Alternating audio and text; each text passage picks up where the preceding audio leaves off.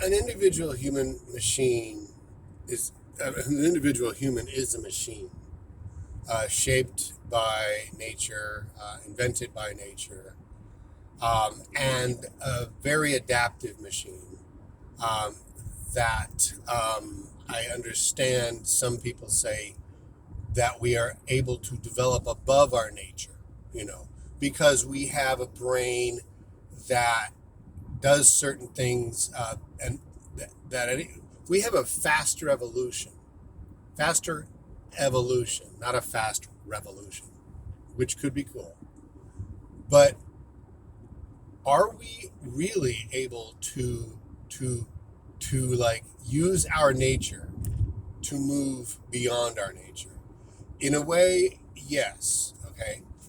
First of all, I want to say I do not believe that free will exists. I think everything we do is happenstance. We have, like I said, been shaped by nature. We didn't really shape ourselves. We are not separate from nature. We get inputs from nature. Evolution was a natural process that developed us, and we react based just merely on our biological structure, and we output data that is done by the mathematics of our structure. We don't make choices, but our structure gives us the illusion of free will, so we think we make structures, and that matters ultimately. But I won't. I don't want to get into free will right now. So it is happening that we are doing things that you wouldn't think a mammal could do, like flying into space, like inventing 50 billion ways to be dicks to each other, but also to be good to each other. Technologies are natural formations created by us, just like how honeybees create hives. We're very much like freaking bees, basically. We're just cogs in a social machine that is us, but is also the earth. Probably has to be a social machine. It's always receiving inputs too from everything else and all that. So just imagine that you are a dot in a blob that does shit. Um, the blob does shit, and you are a product of that blob within the blob, and you do shit within the blob. Um, why am I asking this? I'm asking this because can our nature be to rise above our cruelest nature somehow? The cruelest nature is in there, right? It has some survival value.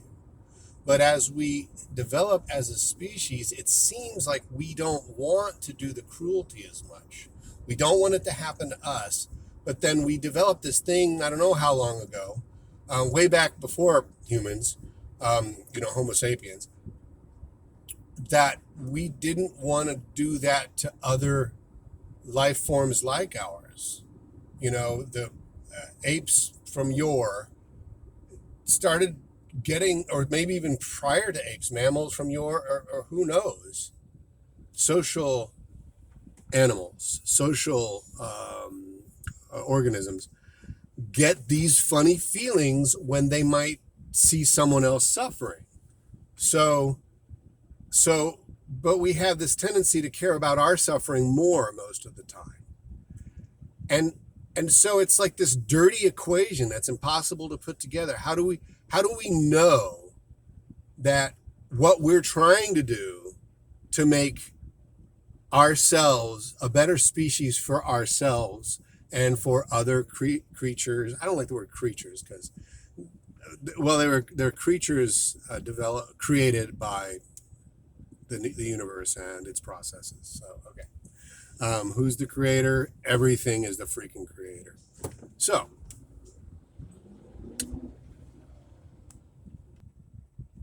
are we giving ourselves the illusion that the world is becoming a better place? Are we giving ourselves the illusion that the world is becoming a worse place? Because both of those run through our minds. Are we the same things we were? So the measure of better, according to my philosophy, which is empathy-based hedonic utilitarianism, is how can I use my concern to make things happen that actually help other people, myself too, and really know that it's helping other people, that it's creating an eventual happy species that's mostly happy most of the time. Everybody knows some of the things that have to happen for this. We need to not have starvation.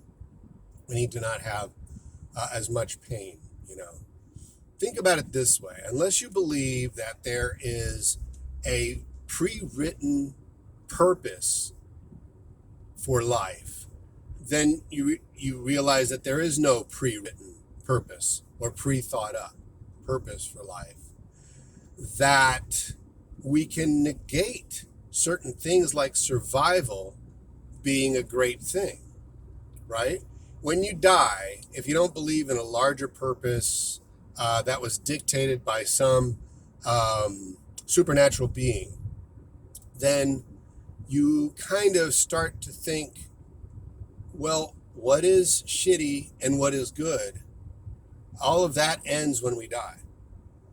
Our bodies stop working, they fall apart, they stop generating our consciousness and all this other stuff. And we don't have experience anymore because we aren't we anymore. We are now just a bunch of pieces of rotting meat that are going to turn into something else, that are going to go feed the plants and all this other stuff, right? And the worms.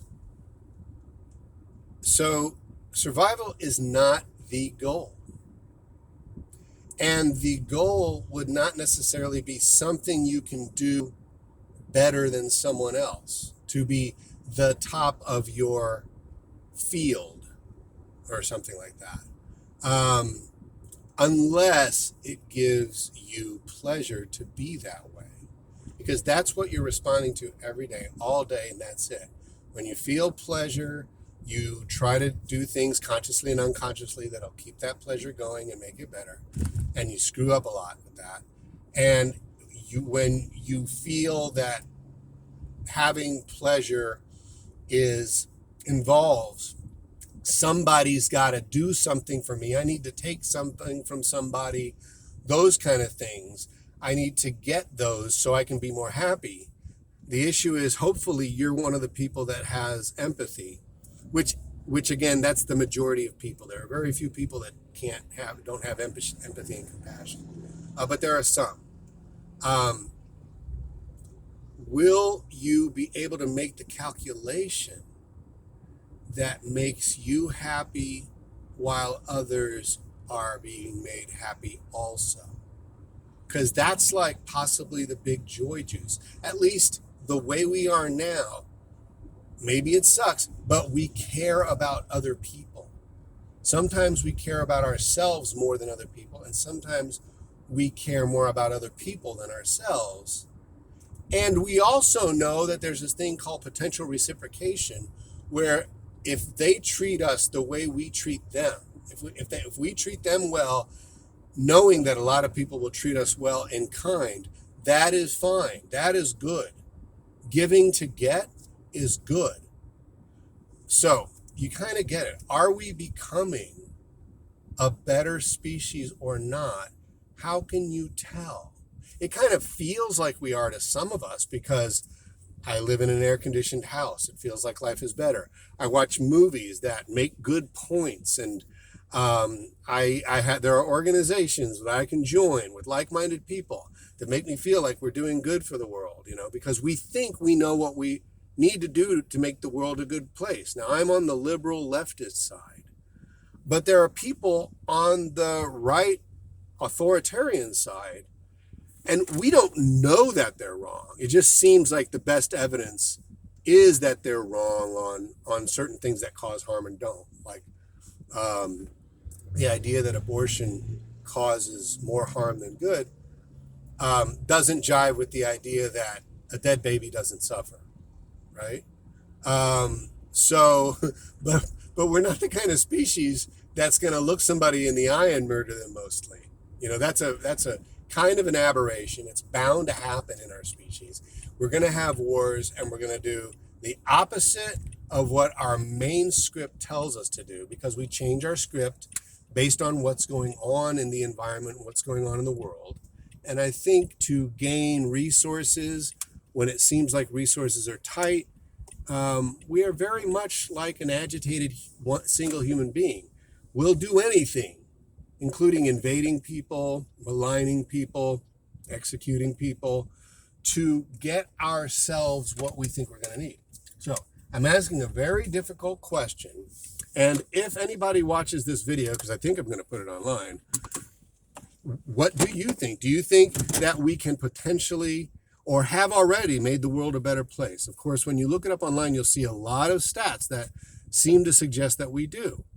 Healthcare, food for more people, all this other crap. But are we? But are we?